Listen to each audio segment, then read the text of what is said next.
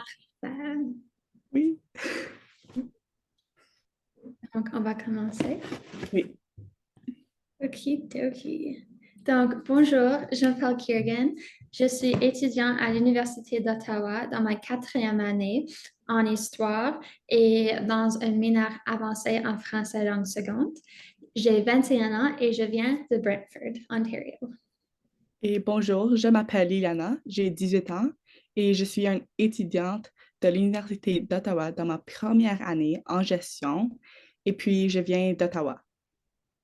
Oui, donc aujourd'hui, on va vous présenter notre start-up qui s'appelle La Vie en Vert. Il s'appelle La vie en vert parce que nous voulons que les gens soient optimistes au changement qu'ils peuvent apporter à ce monde, simplement en aidant les gens sur Terre. Et aussi, le terre et l'argent est vert. Et c'est un peu un jeu sur les mots de la vie en rose et la vie en vert. Donc, nous essayons d'aider les personnes en situation de pauvreté en leur donnant d'accès aux ressources dont elles ont besoin. Avant de commencer, j'aimerais dire que nous aidions les Canadiens et les Ivoiriens en pauvreté à recevoir ces ressources. Il y a deux parties de notre start-up. La première, c'est une application où les gens peuvent le télécharger sur leur téléphone pour chercher ces ressources.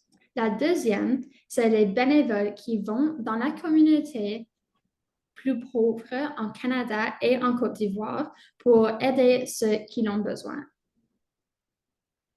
Avant de commencer aussi, j'aimerais mentionner que nous avons passé une nuit blanche pour mettre notre application sur le marché. Alors, l'application pourra être téléchargée sur les iPhones et les Android et les Samsung. Au Canada et en Côte d'Ivoire, il sera bientôt téléchargeable dans le monde entier. Notre startup a été lancée la semaine dernière. Si vous ne connaissez pas bien à propos de la pauvreté au Canada et en Côte d'Ivoire, nous espérons que vous appréciez notre présentation. Donc, voici juste notre petite présentation. Tu peux voir que c'est maintenant viable au Canada et en Afrique ou dans la Côte d'Ivoire. Donc, c'est une application gratuite qui peut aider des millions de personnes dans plus d'un pays. Donc, j'ai décidé de créer cette startup pour de nombreuses raisons. La première raison est parce que mon père a été très pauvre quand il était petit et il est devenu un orphelin à l'âge 12 quand sa mère a été morte. En plus, je voudrais faciliter l'accès des ressources pour les personnes qui ont des difficultés dans leur vie, soit financières ou juste professionnelles. Bien que mon père ait eu une jeunesse très difficile, je ne veux pas que les autres personnes doivent passer cette expérience aussi. En plus, beaucoup de gens donnent leur langue au chat quand ils ont des difficultés dans leur vie. Et je veux qu'ils voient la vie en rose et qu'il y a des personnes qui veulent les aider. Enfin, il est nécessaire que nous aidions les autres dans leur temps de difficulté. Finalement, j'ai pensé que si je pouvais aider les gens qui ont besoin d'aide, je le ferais. Personnellement, je n'ai jamais été pauvre ou je n'ai jamais connu quelqu'un qui l'est personnellement. Je ne sais donc pas comment c'est difficile, mais lorsque j'entends des histoires de quelqu'un qui est pauvre, je ne peux m'empêcher d'avoir le cœur gros. Si j'étais dans une situation où je savais que quelqu'un était pauvre et avait besoin d'aide, je pense qu'il serait important que je les aide ou que je trouve quelqu'un capable de les aider. Je voudrais que les personnes pauvres baissent les bras à l'idée d'avoir une meilleure vie. Je veux que la planète soit plus équitable pour tous ses habitants et que les problèmes de pauvreté soient résolus. Donc, pour la pauvreté au Canada, les statistiques les plus récentes datent de 2018. Selon ces données, un Canadien sur 9 vit dans la pauvreté et certains groupes présentent des niveaux de pauvreté beaucoup plus élevés, notamment les personnes seules, les personnes handicapées, les enfants, les nouveaux arrivants, les parents seuls et les membres des Premières Nations vivant dans des réserves. Et selon le gouvernement du Canada, des personnes ayant une expérience vécue ont été interrogées afin de déterminer ce qui permet de réduire les effets de la pauvreté. Elles ont souligné l'importance de l'autonomisation et du choix. Elles ont également insisté que la nécessité de mettre en place des programmes qui instaurent une confiance mutuelle, respectant les valeurs culturelles et offrent des soutiens intégrés afin de surmonter les obstacles multiples et complexes auxquels sont confrontées les personnes et les familles vivant dans la pauvreté. Au contraire, dans la pauvreté de Côte d'Ivoire, le taux est passé de 39,4% en 2018 à 35% en 2020.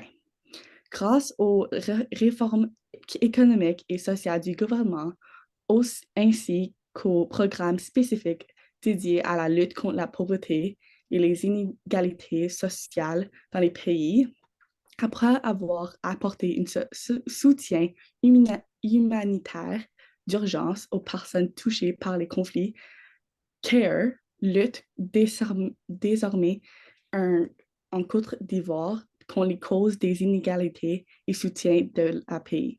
Ils ont une action globale pour les impacts durables. La première est l'appui du développement économique. Ils soutiennent, par exemple, les producteurs de cacao. Ils aident aussi les femmes à créer des entreprises pour qu'elles soient interdépendantes économiquement. Et la deuxième est le soutien à l'accès de la santé, notamment pour les personnes atteintes du VIH ou SIDA ou du paludisme. Et la troisième, dernière, est la défense des droits des femmes dans tous leurs projets, lutte contre la violence, égalité des sexes en soutien de familles et de communautés, parce qu'aucune société ne peut prospérer durablement tant que la moitié de sa population est laissée de côté. Maintenant, comme j'ai déjà dit, nous avons créé une application qui peut aider les personnes pauvres en Côte d'Ivoire et au Canada à chercher leurs ressources. On peut créer une fondation qui aide les gens dans leur vie et avec la pauvreté pour se combattre ça. Maintenant, je vais vous expliquer comment notre application fonctionne. Comme j'avais déjà dit, il y a deux parties, le parti du bénévole et le parti d'application. Maintenant, je vais commencer avec l'application. Donc, premièrement, notre application est très facile à utiliser. C'est du gâteau. Il est nécessaire que vous téléchargiez notre application. Désolée. Je m'excuse. Je vais recommencer cette partie. Donc, je m'excuse. Il est nécessaire que vous téléchargez notre application. Si vous disposez d'un courriel ou une adresse de compte, ça serait merveilleux. Mais si vous n'avez pas un courriel, vous pouvez utiliser un nom du compte et un mot de passe. Et ça serait la même chose. Troisièmement, il faut que tu jettes un œil à les cookies et les réglages de l'application, juste pour que vous sachiez tous les réglages et les règles et que nous prenons l'information de vos téléphones. Mais pas toute l'information de vos téléphones, juste un peu. Il faut que vous sachiez si vous êtes un helper ou une personne qui a besoin d'aide. Donc, un helper, c'est un bénévole et une autre personne qui a juste besoin d'aide, c'est quelqu'un qui est dans la vie et qui est un peu pauvre et qui a besoin de ses ressources. Quand vous avez décidé de la manière dont vous souhaitez utiliser l'application, vous êtes prêt à l'utiliser. Et maintenant, sur l'écran, on peut voir qu'il y a deux sections, aider et m'aider. Maintenant, je vais vous expliquer c'est quoi m'aider. Donc, dans la section m'aider, il y a une section pour les ateliers. C'est le premier onglet. Les ateliers seraient utilisés pour aider les gens à trouver les ressources pour les cours, mais aussi pour aider avec leur CV. Leur CV, c'est le deuxième onglet. Dans cette section, vous pouvez choisir cet onglet et si quelqu'un souhaite de travailler sur son CV, mais a des difficultés à le faire, la section serait utilisée pour l'aider. Il y a des ressources pour chercher comment l'écrire, mais aussi des petits ressources pour les templates ou comment utiliser sur Google Docs ou Pages sur un MacBook. Les autres onglets sont utilisés pour aider à trouver des ressources de la vie quotidienne qui peuvent les aider à trouver des repas de prix réduits, des emplois temporaires, des vêtements ou des ressources éducatives.